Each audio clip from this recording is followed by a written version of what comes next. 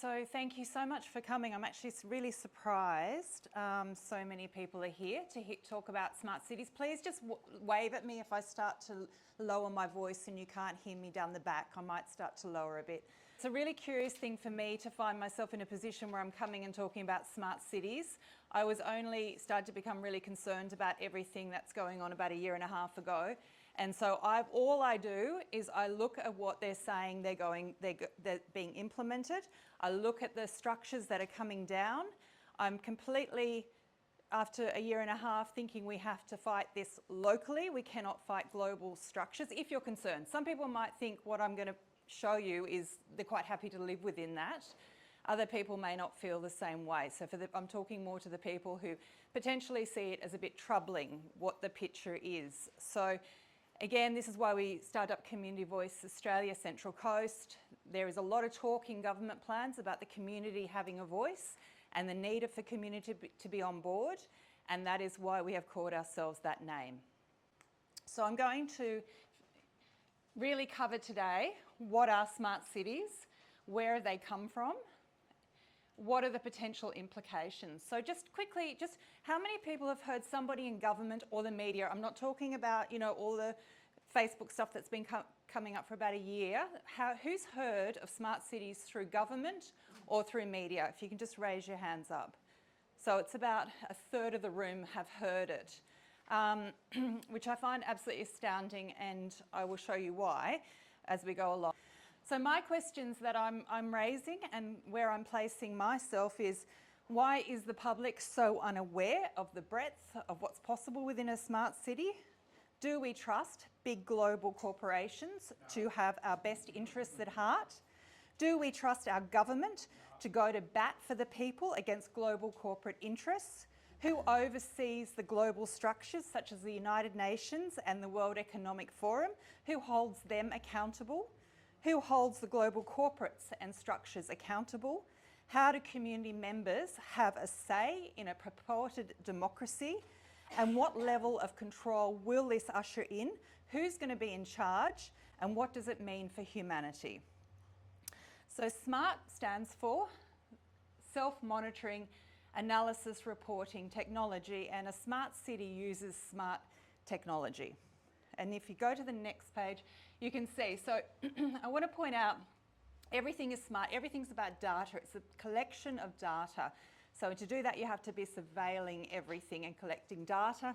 And then AI looks after that data, and then you have automated systems that then come in. So you've just got this structure, this way of management. I just want to show you a quick video that's from the World Economic Forum.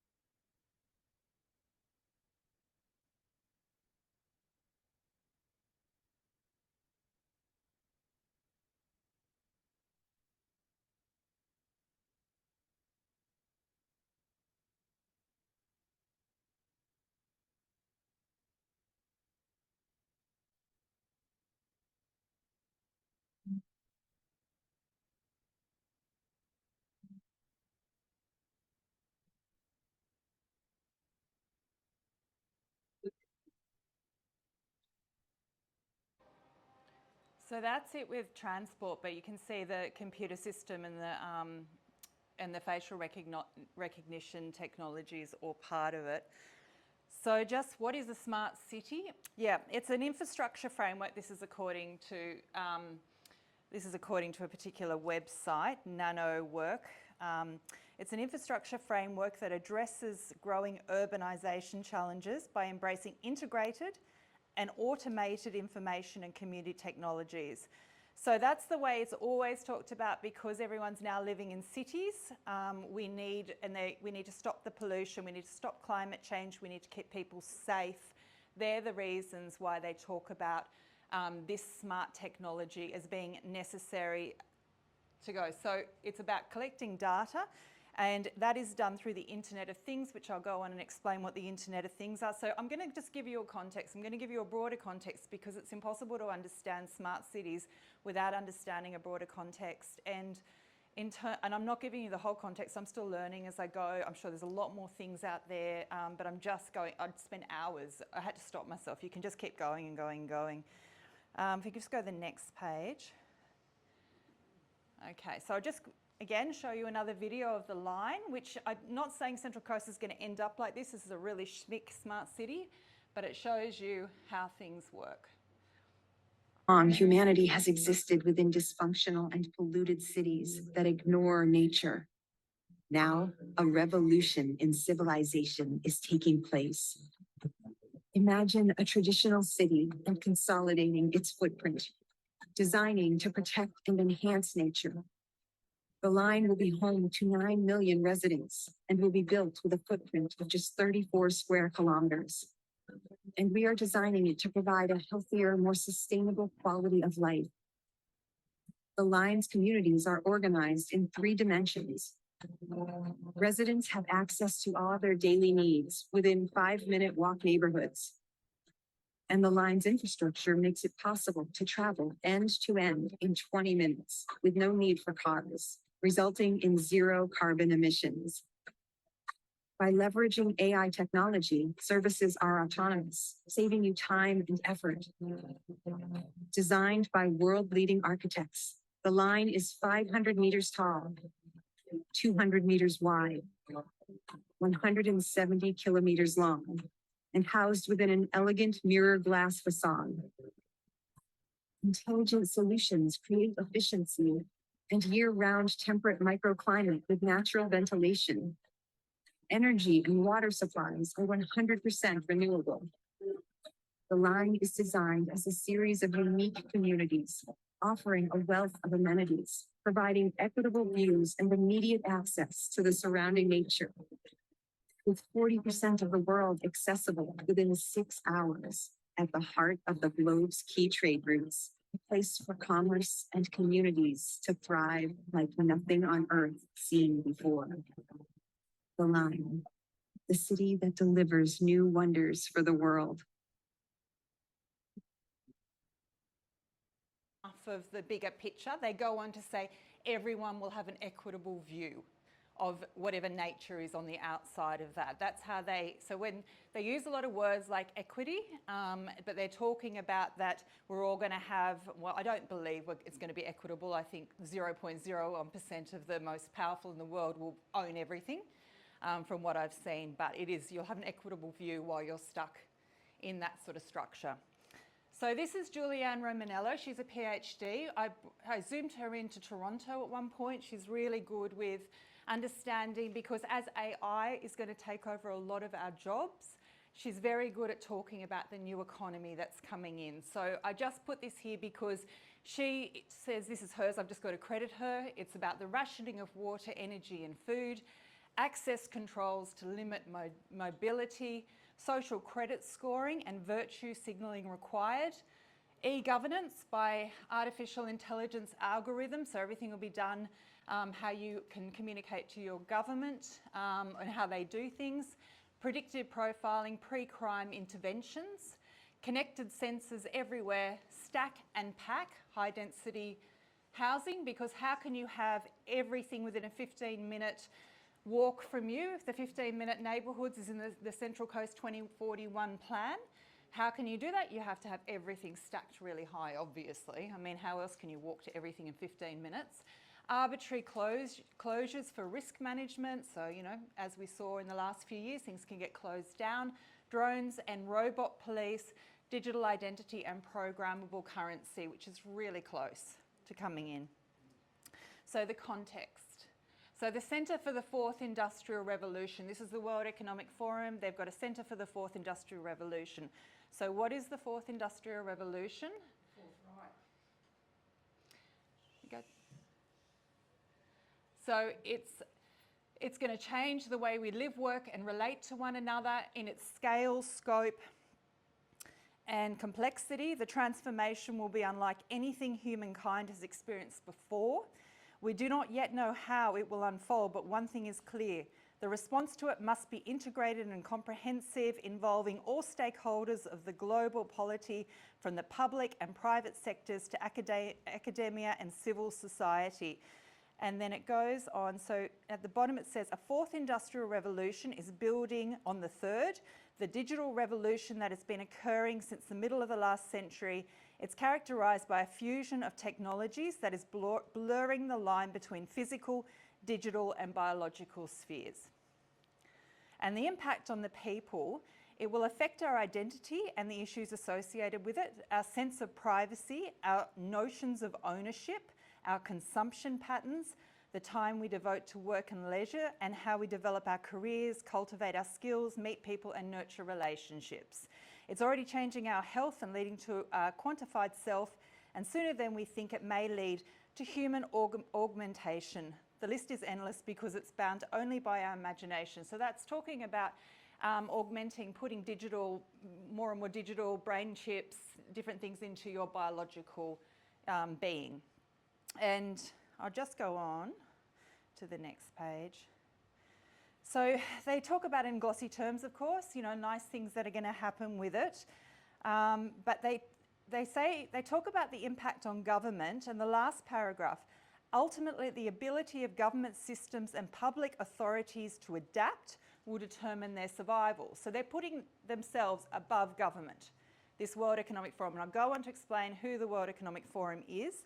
If they prove capable of embracing a world of disruptive change, subjecting their structures to the levels of transparency and efficiency that will enable them to maintain their competitive edge, they will endure. If they cannot evolve, they will face increasing trouble. So they're very aware that people are going to start to get very angry with the government. Now, where that's heading, as far as I can see, this is Larry Fink. He is the CEO of BlackRock, and BlackRock is called also the fourth arm of the United States government, the American government. They're enormously powerful. I think it's like $13 trillion worth of assets. They own pretty much everything. So he's talking here, and this is his letter to CEOs in 2022. And he said that now employees are increasingly looking to their employer as the most trusted, competent and ethical source of information, more so than government, the media and NGOs. So can you see the narrative they're setting, that we have to actually, corporations are going to be the ones who come in and save us from our governments and from basically everything, climate change, everything that's going wrong in our world. It's going to be corporations that are going to save us. And this is from the World Economic Forum, turning today's challenges into the markets of tomorrow. And just to point out where they say how they get us to, it's behavioural change. So governments can support the demand for key products, but transformative change, transformative is in through every single government plan, you will see that word transformative. So governments can support the demand for key products, but transformative change often requires a shift in behaviour by entire communities and a coordinated shift by actors, regimes and institutions. And if you look down, they talk about aligning leading stakeholders. And then they say they need to work with communities to co-shape the broader techno-economic system. Efforts can influence their behaviours, their efforts can influence our behaviours, preferences and perceptions. And if you go on to the next page, this is the United Nations Behavioural Science. They have a behavioural science unit which looks at how they can change people's perceptions, and this is talking about the United Nations 17 SDG goals, which is incredibly important to understand. And I'll go on and talk about that as well. But they've actually got their own unit to talk about how to get people to agree to certain things. They work on the messaging, the programming. It's done incrementally. So they're working on our psychology, basically. And if you look here, it's Google teams up with the United Nations for verified climate information. But we know many of us are aware this is happening everywhere. So what we are going to be able to find and see online is going to be really determined by these big global corporate structures. I wanted to show you this. So even if you can't see it, this is a really good website. This actually shows you can go in and you can press on different things, and you can see they'll tell you the year it's going to come in. It's a conservative year, but it's got things like, you know, changing your memories, being able to download your brain, you know, you being able to download your memories. That one is brain mood map, so they can track how you're feeling and the, you know, interactions within your brain, but it's all there. There's a huge amount of technology that shows, and they'll show you when it should be ready conservatively. So what is the Internet of Things? The Internet of Things just means that everything that's attached to the internet speaks to each other, and it's enabling, it's the basis of a smart city. You can't have a smart city without the Internet of Things. And it's part of the fourth industrial revolution. And they also always say that COVID is the reason all of this needs to happen. So COVID's always in there as one of the reasons. COVID has made us realise we need to do all of this. Then we have the Internet of Bodies, where our physical data is collected. So that can be implanted, swallowed or worn. And then so they're always assessing our own, you know, our own biological data, I guess.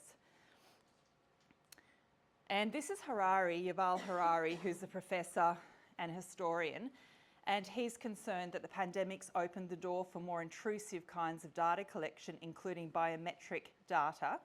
So what is biometric data? It's data about what's happening inside my body, what we have seen so far. It's corporations and governments collecting data about where we go, who we meet, which movies we watch. The next phase is surveillance going under our skin. To hack a human being is to get to know that person better than they know themselves, and based on that, to increasingly manipulate you. This outside system has the potential to remember everything. Everything is lodged on a blockchain.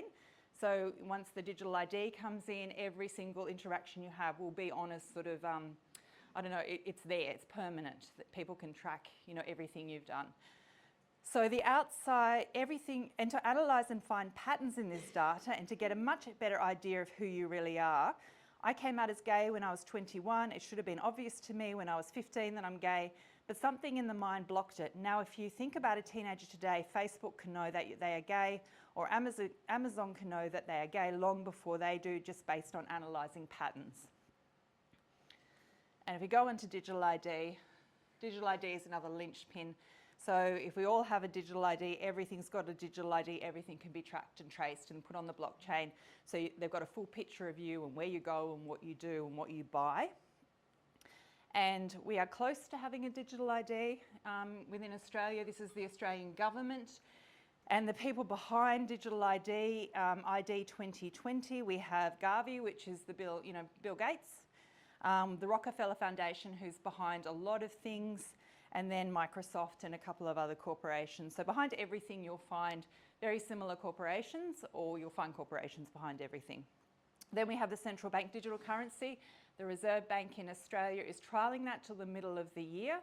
And this is the map of where it's up to all around the world. It's been trialled all around the world. So when you have a central bank digital currency, again, everything you buy can be tracked, you know, and then access to your funds can be cut off, as many of us are concerned about. And as well as that, you can also have a time where you have to spend your own credits, or, you know, central bank digital currency. You have to spend the currency, and they're starting to work on that and talk about that now. Public-private partnerships, everything is being sold to us. So you were, even at council meeting last time, Rick Hart talked about, you know, how the public-private partnerships said about 5 times. All that means is corporations, government, and working with government. And then you'll have a few philanthropic organisations in there as well, but it's generally the philanthropic, which is like a charity, or they're giving away money, but they've always generally an arm of a business. So, you know, Bill Gates has it. He's then got his Bill and Melinda Gates Foundation, philanthropic. We give all this money, but what he gives the money to then brings more money back into his business. And that's pretty much the way it works. Same with the Rockefeller Foundation, same with a lot of philanthropic. So people kind of get, I think, a bit like, oh, that sounds good. How nice of them to be giving away money, you know, and charity, but it's far from it, and we need to do that work of unpacking that. So the public-private partnerships is in every single government document now. Everyone is working, the government is working hand in hand with corporations, and I don't think it was too long ago that we thought it wasn't okay for our government to be completely embedded with corporations. And this is how they talk about it. So this is from the World Economic Forum. It builds mutual trust and integrity. It embraces civil society, leverages technology, promotes urban innovations. So they always talk about it in this sort of way where not too long ago, no one actually thought corporations were that trustworthy if they had a huge amount of decision-making power. But they have to do this sort of, again, they have to do this changing of the way we think about everything. So we ask for corporations to come and save us.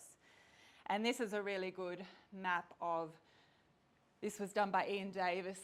So this is a really good map of basically this power structure coming from the Bank for International Settlements down through the central banks.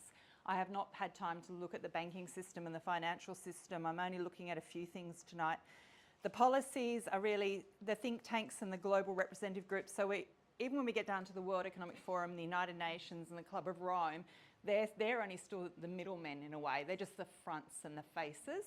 So there's a lot going on behind the scene that comes back down by the ones who make the policy, like the WHO.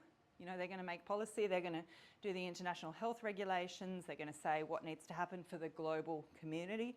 And then our governments are just the enforcers. So our governments are only enforcing things that are coming from higher up. And then you go down further and then we're just right at the bottom, the public. So we are still, some people still think that we are holding power and the government's listening to us.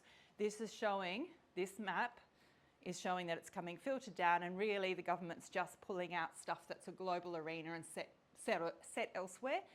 And if you look at anything that's in our government plans, even in the Central Coast plans or anywhere else, you will see that because all you need to do is search and you'll see it coming, the exact same thing happening all around the world. So nothing is organic, nothing's actually coming from the community.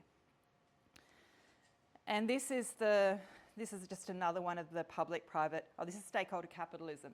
So instead of corporations being about, the bottom line, now it's like corporations have to care for everyone, including us. So it's called stakeholder capitalism.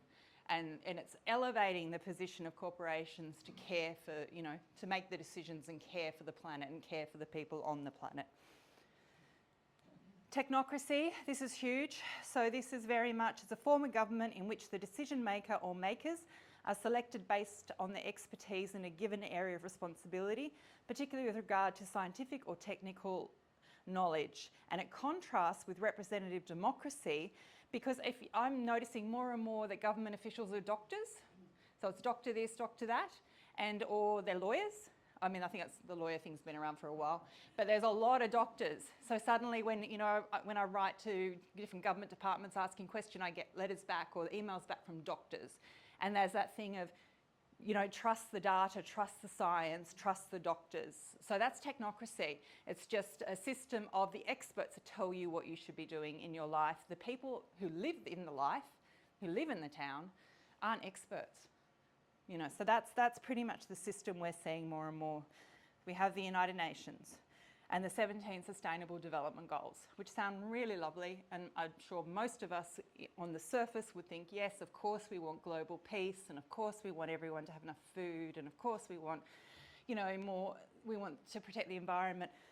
But I've done a few research, and other people do as well. Once you dive down underneath those UN 17 Sustainable Development Goals, there's a whole nother picture there.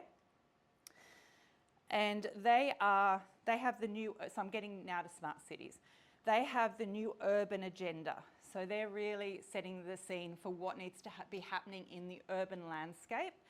And it's based on the science of cities. It lays out standards and principles for the planning, construction, development, management, and improvement of urban areas.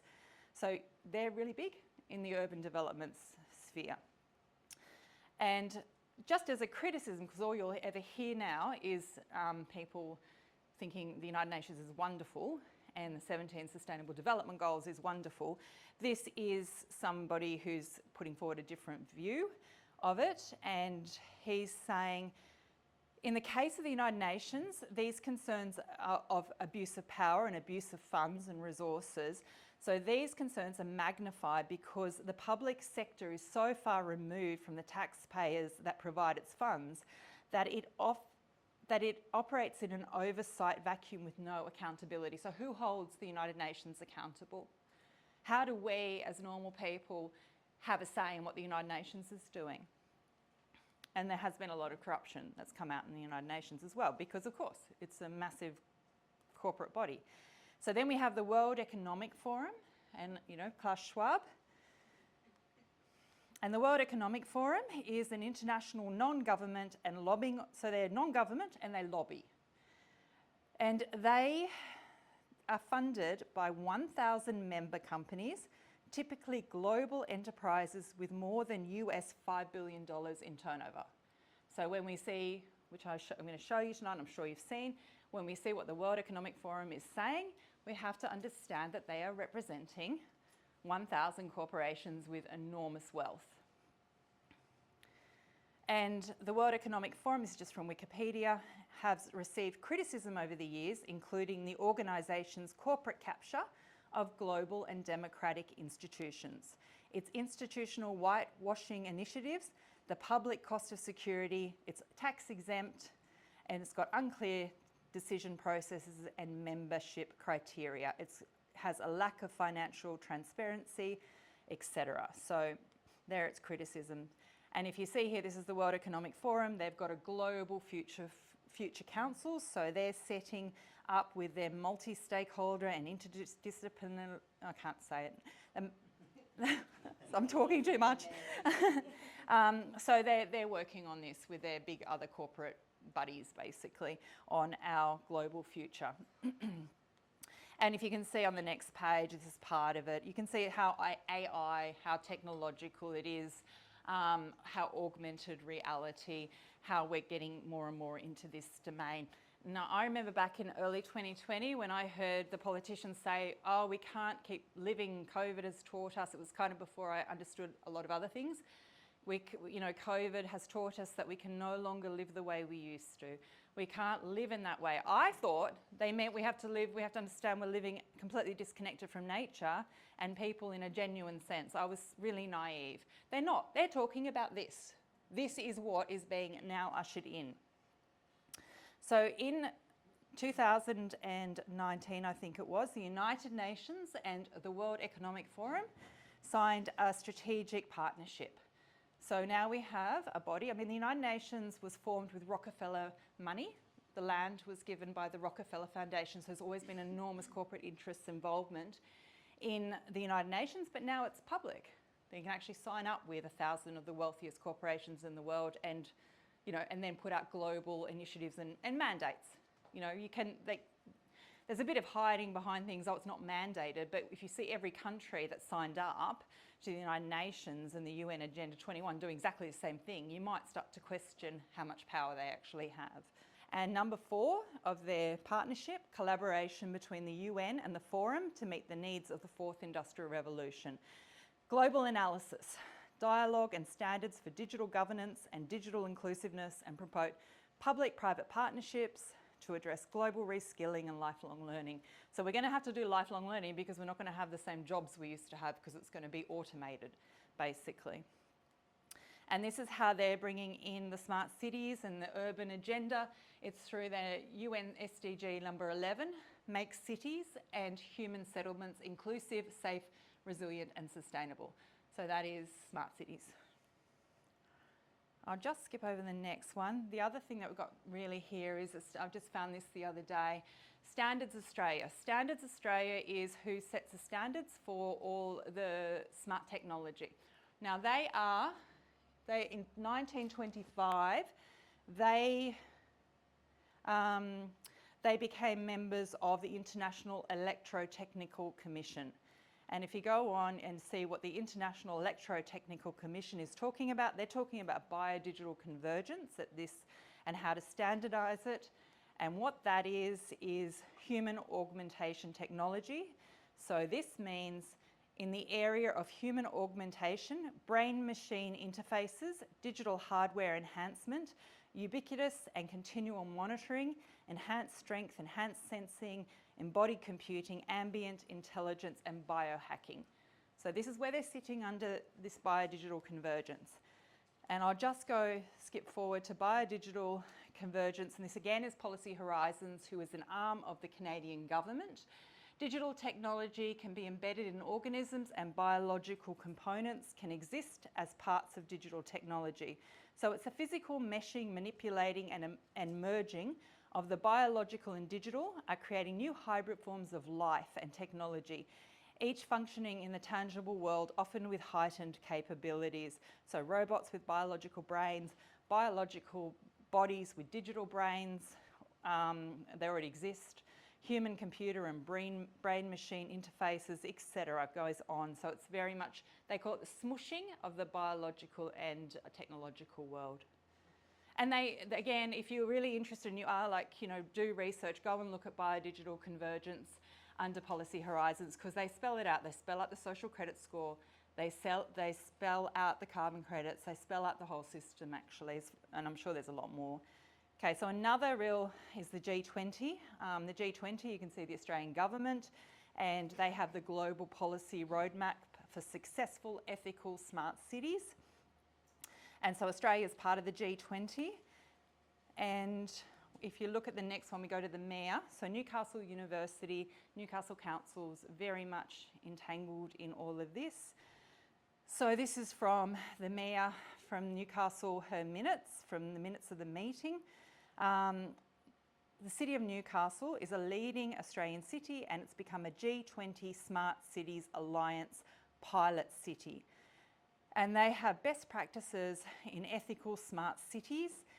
The G20 Smart Cities Alliance is underpinned by the World Economic Forum and includes government and industry partners acting in global collaboration. So again, the World Economic Forum is at the base of that, or the governing structure over something that is in Newcastle.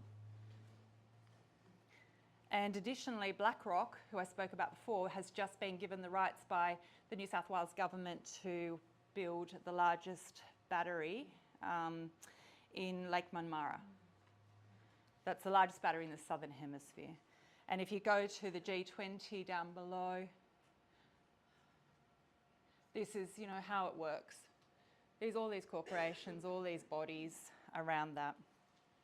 So then we have the C40, Alliance of Mayors, which is Sydney and Melbourne. And this is a global network of mayors taking action to confront the climate crisis and create a future where everyone can thrive, and they are reinventing cities. And they are also involved with Citigroup, who's the third largest banking institution in the United States.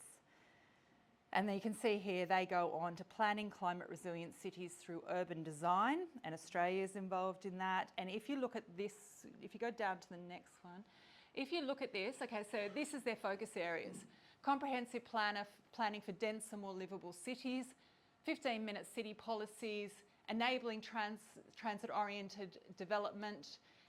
All of those are in our state government plans and in our local area plans. So you can start to see how this is not actually genuinely about the community. And they are supported. They've got a lot of corporate backers, but this is just one component of what they're doing. The Land Use Planning Network, FedEx, IKEA, I don't know who the other two are, but really, really big corporations. Then you have the Resilient Cities Network. So Resilient Cities was set up by Rockefeller money in Australia and other countries around the world. So this is where you've got different CEOs from different councils on there, and you have, so you've got Penrith, you've got Bayside, which is Sydney, Northern Beaches. So you've got Deloitte, or massive global corporation sits on there. IAG, it's the parent company of Insurance Group, and again, it was funded by Rockefeller Foundation. So you've got this global, global coming into our towns. So they'll talk about it like being resilient. So there's climate change. It'll come through a few different areas. They're not always saying smart cities, but it'll be the same thing. It's all the same.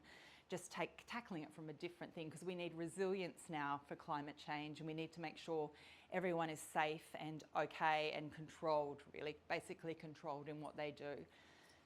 Okay, so now we get to Australia. So I found this today, and I was really surprised. I think it was February, the first time I've seen the ABC report on what does living in a smart city mean? And what has it got to do with more cameras popping up where you live? So I don't know if everyone else has noticed the amount of cameras that are on every single traffic light. And I have written to, I think it was state government, I can't remember, asking why and what technology it is and what's the capacity for it, and like who runs it. But they said they'll take up to 28 days to get back to me on that question. They're on all the street lights. Yep, they're everywhere. Street lights. So this is the ABC, it's a program to increase your safety. Everything will be called increasing your safety. And that includes the ability for us to know what your needs are. So they will know what our needs are by collecting our data. We don't tell them.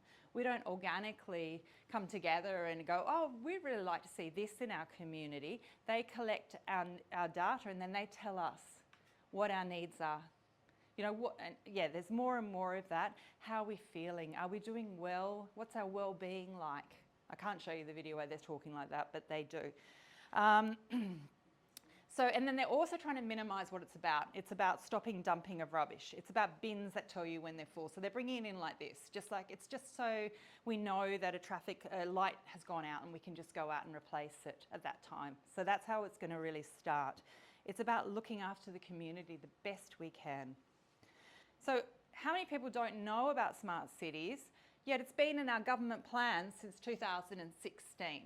And this makes me furious because it's so disingenuous that they've had it. It's in full view once you go and look for it. It's in all our government plans. So when I read this plan, and I didn't read all of it, he talks, Malcolm Turnbull, whoever wrote it behind Malcolm Turnbull, talks as though smart is just clever. It's really disingenuous. He does not say what smart is. At one point he talks about smart technology. The rest of the time it's just the old use of the word smart. But the ABC in February talks about when they're saying not many people know about smart cities, says Malcolm Turnbull had it in his plan. It was back in 2016, as though it was always there and it's always been really transparent. So this is what they do. They put things out and then 5 or 6 years later we start to realise, and then we go back and it's been there the whole time, but the point is that they just filter it through slowly, and people go, oh yeah, well the government's been talking about it since 2016. So it's kind of this incremental sort of, I don't know the right words to say for it, but it's not honest. It's not telling people what's really happening. Okay, Australia and the Sustainable Development Goals. So this just shows you some of how the United Nations has so many arms. They've got the Food and Agriculture, FAO, they've got the WHO. They're basically involved in every aspect of life. Biosecurity, what needs to happen for biosecurity. Labor put out something the other day. It's pretty much word for word for what this... So the United Nations has formed a collaboration, I think it was last year, with 3 arms of the UN and another organisation that's heavily involved with the UN. They're going to look at biosecurity and how to keep everyone safe through, more enforcing of biosecurity laws or processes and protocols. Now Labor's coming out with the same thing, just this week. And achieving the Sustainable Development Goals will require moving from billions of dollars in official development assistance to trillions of dollars in investment of all kinds. So we are actually having to look at the dismantling basically of the way we live and create these new structures, and it's going to cost enormous amounts of money, which the taxpayers are going to be paying for. Yes, so everything is just being transformed. So I'm actually just going to go through this quickly. I just want to show you the enormity of what is out there, the structures that are. So we have the Smart Cities Council, Australia and New Zealand, and you can see down, I think go back. Yeah, so you can see the councils that are involved there. Then we have, this was a video I wanted to show you, and it's really good. If you can go on and have a look at 30 minutes, 25 seconds. Here's the professor. They're talking about well-being. They have to collect our data to know how well we're all doing. And are we okay? And do we have a good relationship with our own spirituality and land? And then so they know what they can do for us from top down and what they can create. But he does actually, he's an interesting man. He does actually go, he does actually, you can see when they're talking that they don't really know how this is all going to be rolled out to a certain extent, just on surface level. But he also talks about how it's got the potential to become incredibly dystopian and manipulative, because they can actually, I think it's almost like how Facebook is now, it gives all of us a different thread. So we all see different information. We could all be sitting on a train together and everyone's being fed something different that relates to us, and we don't really know that's happening. So it becomes harder and harder to connect up in real time because we've all got these different understandings of the way the world works. So I think that it will be similar. It's got a really big, capacity to manipulate us and manipulate our consciousness and how we see the world. When we explore that, I should say, I think that's where we'll get to a much more inclusive space, because when we think about patterns, they can be, a lot more diverse and representative of the people that are actually in those spaces. I know we've been conducting some research, our team in partnership with the University of Auckland Business School and Professor Deborah Levy, looking at town centres and wellbeing, and the disconnect for many very important groups in New Zealand between those kind of essentially sort of public spaces, even though they're delivered by all types of different entities, from the market, to the community sector. But there's this sense of kind of lacking identity and needing to infuse that because it's so connected to well-being. And I think kind of better understanding the opportunity that data has to actually enable us to be more inclusive about everyone's patterns is going to be a key kind of. Yeah, I guess what interests me is that the idea of, data and collecting data has become the source of discussion around kind of privacy and invasiveness and so on. How do we collect kind of personal anonymized data? And there are various ways of doing it. Of course, we know those ways, but there's still a kind of sense that the smart city, the technological city, the data environment people are suspicious of it because they've seen how technology has tended to be misused in the past. And I'm not one of these people who says technology is neutral, not at all. But and I'm interested in, one of the things I'm interested in is like how things like science fiction introduce some of these ideas into the public consciousness, but mostly in a dystopian way. So like the Terminator, or people being kind of monitored or kind of scanned, or facial recognition technologies are kind of become really controversial because of the kind of the biases embedded in the technology. But yet, they do offer on the positive side, they do offer kind of insights. And as we develop a kind of greater understanding of this world, I mean, maybe, I don't know, I'm not arguing for or against this, but I know people being experimenting with basic kind of empathic AIs, emotional AIs, trying to pick up on kind of emotional subjective states, and developing kind of background computing, UBCOM, quiet computing as something that just, again, recedes into the background, which is also scary. That, we inhabit this technologized environment that becomes natural. And perhaps that reveals ways of understanding emotional, physiological, intellectual states. But it's black and white. Our transition to smart cities being a form of digital empath in a way, an inclusive empath. It's a very interesting concept indeed. Also scary and manipulative. Well, the two sides of a coin, I guess. So we've got the Australian Smart Communities Association. They're a peak body, a not-for-profit peak body. They have, look at this, since starting in 2010, they have represented more than 150 local government authorities, which collectively represents 12.6 million Australians. So they've represented 12.6 million Australians. This is the way they speak. We don't even know they exist, but they're somehow representing us because the council's signed up to them. And then again, so you can see it's very data, smart infrastructure, policy and reform, smart capability, smart data, and on and on. So I'll just move through this. It's just put some of this I'm just putting together because it's really helpful at different times to be able to jump off some of this information to work out what's happening. I'm on to Sydney Resilience Strategy. Yeah, so we've got the Sydney Resilience Strategy. So there's an appetite, supposedly, for communities to act in collaboration and partnership with government and businesses. So we want this. They often will say the public wants this. We're listening to the public. The community wants this. So we want more collaboration with governments and businesses. That's what we're wanting. And then we have the Sustainable Development Goals. This is why it's important to local councils. So this body talks about that. Newcastle Uni is an arm of the United Nations, has a UN training arm there. And the Sustainable Development Goals runs all the way through the the University of Newcastle. You can see how it's getting started with the SDGs in universities. So our kids are being taught in a particular way around SDGs. They're not being taught about, we need to have clarity around who funds, because a lot of, studies are funded by big corporates as well. So I doubt there's any discussion about who funds it can influence the direction of studies, and that influences the findings. I doubt that's in much of the curriculums anymore. An Urban Development Institute, which has work happening in the Hunter and Central Coast. The Hunter and Central Coast Development Corporation and Central Coast Council are down under the Urban Development Institute, and then there's a number of corporates behind that.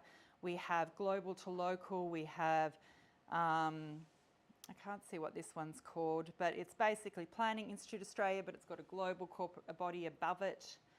We have, now we get into this. So now just quickly, we're just going to whiz through this Smart New South Wales in action across New South Wales governments, using technology and data solutions to deliver great experiences and outcomes for customers. So this is one aspect. And if you just keep moving through, Smart Transport New South Wales, Smart Places Playbook, Smart Places Acceleration Program.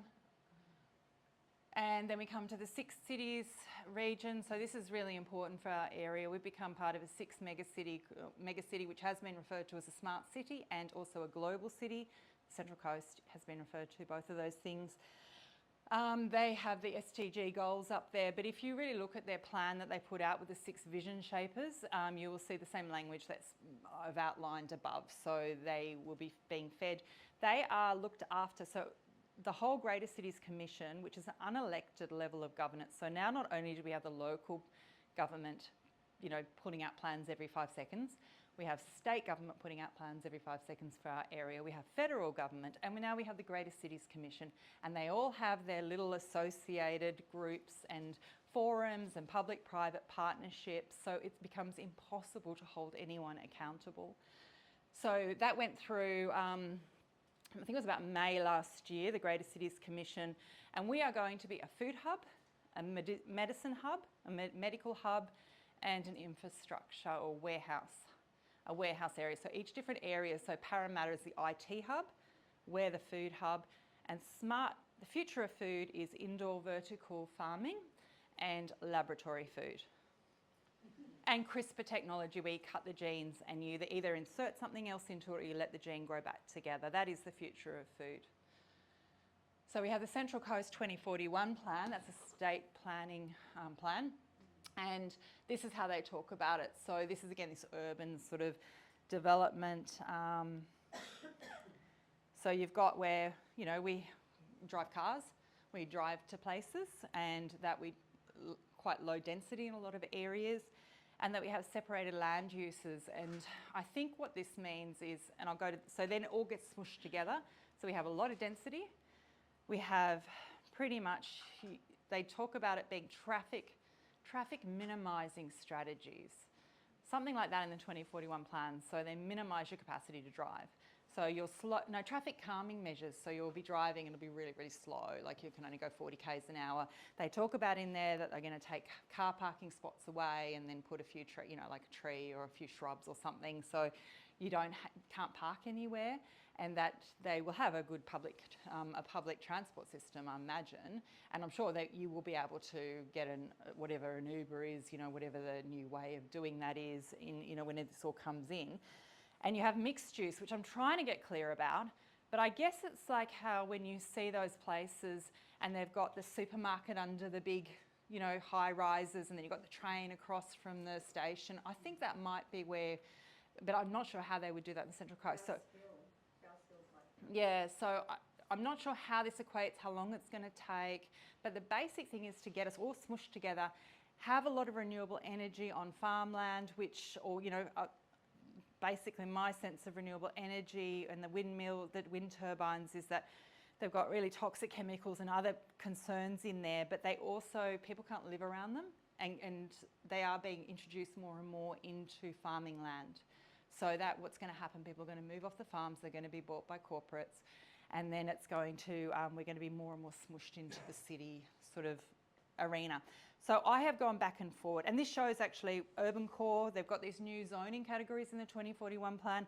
So you have 75 dwellings on a hectare of land in the urban core, down to 30 places on general suburban. So I've gone to council and said, where can I find out where is zoned in those ways? They've said that's not our plan, go to state. I've gone to state, they've said to me, council's the one who incorporates this when they do their housing plan, and the housing plan's open at the moment. I've gone back to council and said, state said it's up to you to integrate it. They've said something confusing to me. So this is, and then I've said to them back, I need help understanding this. Can I get hold of a particular worker to sit down and be able to understand how this zoning works? So again, you just don't get anywhere. You get bounced around. You can't find out what's really happening. And they talk about create 15-minute neighbourhoods to support mixed, multimodal, inclusive and vibrant communities. And that's how 15-minute neighbourhoods are always talked about. So then we have ICLEI, which is the United Nations, sort of like it was formed at United Nations, and it goes down into local government. So the Mayor of Newcastle is an ICLEI. She's not just a member of ICLEI, she's actually in the sort of a higher position in ICLEI than just a member. So they are then implementing all the 17 Sustainable Development Goals into council. That's another structure. And I'm about to finish, but this is the elephant in the room to me. So a lot of why they say we need this is because of climate change, or to stop our, to net zero and to stop our emissions. But doing all this surveillance is incredibly energy hungry, and it makes absolutely no sense. So the footprint of actually surveilling us and collecting all of our data is this is just talking about IT, and that was by 2025, they could be using 20% of all electricity produced. So it doesn't make any sense to me. But then if you read it and you go, okay, so well, that doesn't make any sense. Why would you put in all this stuff to stop us from being able to, use much energy or to make, structures in a certain way? Why would you do something so energy hungry? They will say, but it will use renewable energy, so it's okay. So if we can use renewable energy and they think that's okay, then why isn't it okay for us to still just be able to use energy? So I guess that to me is the elephant in the room. I just think that's a really odd argument. So I guess I'm just going to come back to my questions, which are the same questions. What level of control will this usher in? Who's going to be in charge? And what does it really mean for humanity? They tell us over and over again in the plans, it's going to change what it means to be human. So there we go. That's it in a nutshell. And that's only probably a tiny, tiny little bit of what's going on.